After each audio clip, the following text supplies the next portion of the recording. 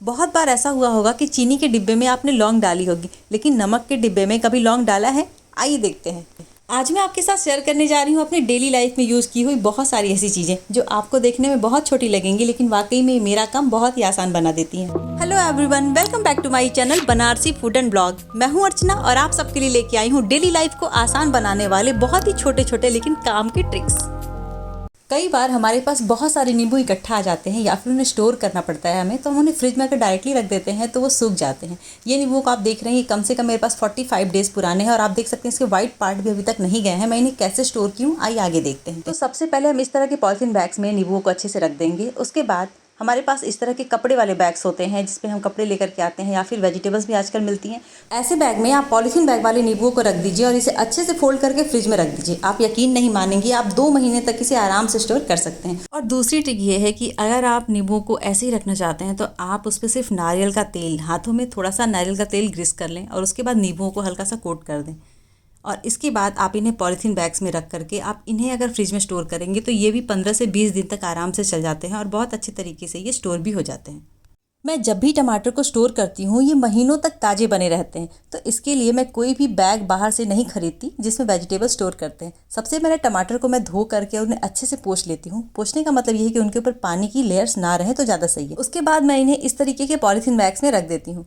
इस तरह के पॉलीथीन बैग्स हमारे पास जब भी हम कपड़े खरीदते हैं या कोई सामान मार्केट से लेके आते हैं या फिर ऑनलाइन शॉपिंग करते हैं तो ऐसे बहुत सारे बैग्स हमारे पास ऐसे ही पड़े रहते हैं। तो जब इसमें रख करके आप फ्रिज में टमाटरों को रखेंगी तो ये महीनों दिन तक ताज़े बने रहते हैं और ख़राब भी नहीं होते। धनिया को आप फ्रिज में नहीं बल्कि बाहर भी काफ़ी दिनों तक स्टोर कर सकते हैं। इसके लिए आप एक कांच का ग्लास लीजिए और उसमें 1/3 पानी भर दीजिए। आप देख सकते हैं कि 2 पार्ट इसका खाली और 1 पार्ट पानी से भरा हुआ है। उसके बाद जो धनिया रहती है उसमें से जो खराब पार्ट्स होते हैं, जैसे मैं आपको देखिए रिमूव करके दिखा रही हूँ, इस तरह के जो खराब पार्ट्स हैं या फिर जो बहुत ज़्यादा गल गए हैं ये पूरी धनिया को खराब कर देते हैं। ऐसे में सबसे पहले इन खराब पार्ट्स को बाहर निकालिए। उसके बाद इनका एक बंच बनाइए। मैंने यहाँ पे जड़ों को हटा दिया है, लेकिन आप धनिया की जड़ों को ना हटाएं और इसे पानी के अंदर इस तरीके से लगा दें। पानी आप ध्यान रखिएगा कि पानी इसके लास्ट वाले पार्ट तक टच रहे। अगर ये कम है तो आप इसके अंदर पानी और ऐड कर सकते हैं। इसके बाद आपको लेना है एक पॉलीथीन जिससे हम सब्जियां लेकर के आते हैं और उसको इसके ऊपर इस तरह से कवर कर देना है। और बीच बीच में 1-2 दिन बीतने पे जो धनिया के अंदर जो मैंने पानी रखा था उसे मुझे चेंज कर देना है। और साथ ही आपको एक काम और करना है कि अगर आपके धनिया में कोई खराब पार्ट्स फिर से आ जाता है तो आप उसे भी रिमूव करते रहें बीच बीच में। ऐसा करने से आप कई दिनों तक धनिया को बिना फ्रिज के स्टोर कर सकते हैं। अगर आपको ये छोटी छोटी ट्रिक्स पसंद आ रही हो तो वीडियो को लाइक जरूर करिएगा और अगर आप पहली बार मेरे चैनल पर आए हैं तो चैनल को सब्सक्राइब जरूर करें। चलते हैं दूसरे ट्रिक की तरफ। तो अगर आप धनिया को फ्रिज में लंबे समय तक स्टोर करना चाहते हैं तो सबसे पहले तो आप धनिया के डंठल को हटा दें। डंठल को फेंकना नहीं है। डंठल की बहुत अच्छी सी ट्रिक मैंने बताई हुई है अपनी वीडियो में, तो आप उसे जाकर के जरूर देखें। और अब आपके धनिया में अगर कोई ख़राब पार्ट है, कोई पीला पार्ट है या बहुत ज़्यादा गला हुआ पार्ट है तो आप उसे अलग कर लें। उसके बाद आप एक इस तरह का टिफ़िन ले लें, कोई या डिब्बा ले लें, कोई बॉक्स ले लें या फिर मिठाई के डिब्बे बहुत सारे आते हैं, आप उसे भी ले सकते हैं। मेरे पास ये टिफ़िन था तो मैं इसे यूज़ करती हूँ। अब देखिए ये जो पेपर है सामान को पैक करने के लिए आता है या फिर हम कोई सामान मंगाते हैं, कोई कांच के सामान मंगाते हैं तो उसकी सेफ्टी के लिए पैक करने के लिए इस तरह के पेपर्स यूज़ करते हैं। इन पेपर्स को हम यूज़ नहीं करते और ऐसे ही फेंक देते हैं। ये पेपर्स बहुत ही हमारे काम के होते हैं। तो इसका एक छोटा पार्ट आप लीजिए और इस तरह से नीचे लेयर लगा दीजिए और उसके ऊपर आप धनिया को रख दीजिए और फिर साथ में आप फिर से एक लेयर उसके ऊपर लगा दीजिए। इससे जो धनिया के अंदर जो मॉइस्चर आएगा उसे ये एब्जॉर्ब कर लेगा। इसके लिए आपको टिश्यू या फिर न्यूज़पेपर यूज़ करने की ज़रूरत नहीं पड़ेगी। ऐसा करने के बाद जब आप इसे फ्रिज में रखेंगे तो ये लंबे समय तक फ्रेश रहेगी और ख़राब भी नहीं होगी।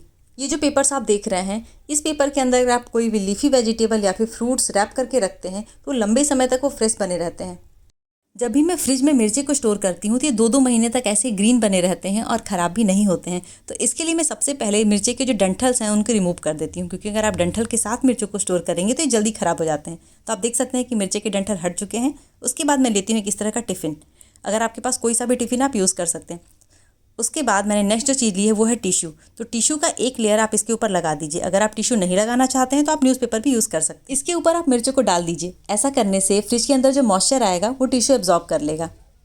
लेकिन इससे पहले मुझे ध्यान रखना है कि इन मिर्चों में कोई भी ख़राब या फिर सड़ा हुआ मिर्चा ना हो, क्योंकि ऐसा करने से हमारे पूरे मिर्चे ख़राब हो जाएंगे। और साथ ही इसके ऊपर एक टिश्यू का लेयर लगा दीजिए। उसका डिब्बा बंद करके जब आप इसे फ्रिज में रखेंगे तो आप 2 से 2.5 महीने तक इन मिर्चों को आराम से स्टोर करके रख सकते हैं। मैं जब भी मिर्च काटती थी मेरे हाथों में बहुत अधिक जलन होने लगती थी। आई एम श्योर आप सबके साथ भी ये प्रॉब्लम जरूर होगी। तो मिर्च काटने से पहले मैं हाथों में थोड़ा सा सरसों का तेल ग्रीस कर लेती हूँ। बस ये ध्यान रखना है कि इसे अच्छे से मुझे हाथों में लगाना है, कुछ इस तरीके से। यहाँ पे मेरे हाथों में तेल थोड़ा ज़्यादा लग गया, आपको इतना लगाने की जरूरत नहीं है, लेकिन मिर्च कट करने से पहले आप हाथों में सरसों का तेल जरूर लगाएं। इससे आप कितना भी मिर्च कट करेंगे आपके हाथों में बिल्कुल भी जलन नहीं होगी।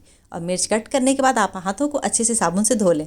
जब भी हमारे घरों में कोई मसालेदार चीज़ें बनती हैं या फिर नॉनवेज बनता है तो बहुत सारा लहसुन छिलने की ज़रूरत पड़ती है। तो इसके लिए हम लहसुन जल्दी नहीं छिलना चाहते क्योंकि उससे भी हमारे नाखूनों में बहुत तेज़ी से जलन होने लगती है। तो इसके लिए आप लहसुन को 10 मिनट पहले गर्म पानी में भिगो करके रख लें, कुछ इस तरीके से। उसके बाद जब 10 मिनट के बाद आप इसे छिलेंगे तो ये बहुत आसानी से, बहुत जल्दी छिल जाते हैं। इसके छिलके बहुत आसानी से उतर जाते हैं। मैंने आपको नाखूनों की हेल्प से भी इसको छिलना दिखा दिया और चाकू की हेल्प से भी। आप देख सकते हैं कितनी जल्दी जल्दी सारे लहसुन मैं छिल लेती हूँ। और अगर आपको सुबह की भाग दौड़ में लहसुन पहले ही छिल करके रखना है तो आप इस तरीके से लहसुन को छिल करके स्टोर भी कर सकते हैं। ये भी काफ़ी लंबे समय तक लहसुन आपके ऐसे स्टोर रहते हैं। और जब भी आपको ज़रूरत हो तो आप इसमें से निकालें या फटाफट से इसका पेस्ट बनाएं, या फिर आप इसे कट करके सब्जी में या फिर किसी भी डिश में यूज़ कर सकते हैं। आप चाहें तो एक ही डिब्बे में जिसमें मिर्चा है उसी में ही आप एक लेयर लगा करके लहसुन को भी स्टोर कर सकते हैं। कोई ऐसी सब्जी या कोई ऐसा डिश या कोई ऐसी चीज़ है जो आपके फ्रिज में है और उसकी स्मेल आपके फ्रिज से बाहर नहीं जा रही है, तो वो हमें काफ़ी इरिटेट करती है कभी कभी। तो ऐसे में फ्रिज का स्मेल हटाने के लिए आप इस तरह से लीजिए नींबू। आप बड़ा या छोटा कोई भी नींबू ले सकते हैं। मैंने यहाँ पे इस तरह का बड़ा नींबू लिया हुआ है और इसके बीच के पार्ट को मैं सबसे पहले निकालूंगी। मुझे इसे पूरा खाली नहीं करना है, बस आधा ही से खाली करना है। आप इसकी जगह पे ऑरेंजेस भी यूज़ कर सकते हैं। और इसके ऊपर मैं डालूंगी 2 चम्मच नमक। तो जितना भी इसमें नमक फील हो जाए, आप 1 चम्मच से भी काम कर सकते हैं। और ये देखिए मैंने नमक डाल दिया और इसे मैं डालूंगी फ्रिज के अंदर। ऐसा करने से आपके फ्रिज से कैसी भी स्मेल दूर चली जाएगी। यहाँ पे फ्रिज के अंदर बिछाने के लिए मैंने कोई भी फ्रिज का मैट नहीं यूज किया, बल्कि टेबल मैट यूज किया है। अगर आपके घर में कोई ऐसा टेबल मैट है जिसका कोई एक पार्ट ख़राब हो गया है या फिर उसे आपको चेंज करना है, तो आप उसे साफ़ करके फ्रिज के अंदर बिछा दीजिए। ऐसा करने से हमारा टेबल मैट भी रीयूज हो जाएगा और हमें अलग से कोई भी मैट खरीदने की ज़रूरत नहीं पड़ेगी। बारिश के मौसम में अक्सर करके नमक में मॉइस्चर आ जाता है, तो ऐसे में आप नमक के डिब्बे में 8 से 10 लौंग के दाने डाल दीजिए। उसके बाद आप उसके ऊपर नमक डाल दीजिए। ऐसा करने से आपके नमक में बिल्कुल भी मॉइस्चर नहीं आएगा। मैं हमेशा ये ट्रिक यूज़ करती हूँ। क्या आपको पता है कि फ्रीजर में नमक रखने से इलेक्ट्रिसिटी का बिल कम हो जाता है? ये बिल्कुल सही है, क्योंकि कभी कभी हमारे फ्रीजर में ढेर सारा बर्फ़ जम जाता है और ऐसे में हमारे फ्रीजर को बहुत सारी इलेक्ट्रिसिटी की ज़रूरत पड़ती है। लेकिन अगर आप इसके अंदर इस तरह से नमक अगर स्प्रेड कर देते हैं, मैंने यहाँ पे एक छन्नी में नमक डाला और इसे इक्वली चारों तरफ स्प्रेड कर दिया। ऐसा करने से काफ़ी दिनों तक मेरे फ्रिज में बर्फ़ बिल्कुल भी नहीं जमता है। कभी कभी हम मार्केट से ऐसे पॉलीथीन बैग्स में सामान लेके आते हैं और इसमें नॉट बहुत ज़्यादा टाइट हो जाता है, पता ही नहीं चलता कि कहाँ से खोलना है और कहाँ से लगी हुई। ऐसे में पॉलीथीन को फाड़ना पड़ता है, जिससे सामान भी बिखर जाता है और पॉलीथीन यूज़ में भी नहीं आता है। तो इसके लिए बहुत ही अच्छी, बहुत ही आसान सी ट्रिक है। आप देख सकते हैं नॉट लगा हुआ है। इसके ऊपर का जो पार्ट है, मैं पहले अच्छे से नॉट को फिर से टाइट करती हूँ और आपको दिखाती हूँ। ऊपर के पार्ट का जो ये लंबी वाली रस्सी निकली हुई है, इसे हमें अंदर की तरफ नहीं बल्कि बजाय इसके बाहर की तरफ इसे घुमाना है।